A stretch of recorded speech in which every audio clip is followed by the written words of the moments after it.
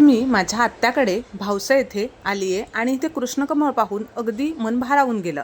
तर हे जे फूल आहे ना, तर सकारात्मकता आणि समृद्धीचं प्रतीक असं मानलं जातं. श्रद्धेचं फूल म्हणतात. श्रीकृष्णाला हे अत्यंत प्रिय असतं आणि सुंदर आणि धार्मिकदृष्ट्या हे महत्त्वाचं आहे. तर हिंदू धर्मात अगदी विशेष असं स्थान आहे याला. याला राखी फूल किंवा झुंका लता असं सुद्धा म्हणतात, कारण याची रचना राखीसारखी असते आणि याला म्हणून भाऊ बहिणीच्या नात्याशी जोडलं जातं. कृष्णकमळ हे उन्हाळ्यात किंवा पावसाळ्यात उमळते किंवा एप्रिल ते सप्टेंबरमध्ये येतं. याची वेळ वाढत जाते आणि याला भरपूर सूर्यप्रकाश आणि दमट हवामान लागतं. तर पौराणिक महत्त्व याचं म्हणजे हे महाभारताशी जोडलं गेलेलं आहे. 100 पाकळ्या म्हणजे कौरवांचं प्रतीक आणि 5 केसर म्हणजे पांडवांचं प्रतीक.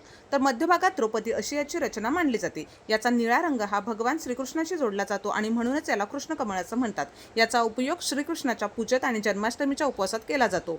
तर त्रिदेवांना हे फूल खूप प्रिय आहे. तुम्हाला ही माहिती कमेंट करून नक्की सांगा आणि चॅनलवर नवीन असाल तर सबस्क्राईब करा.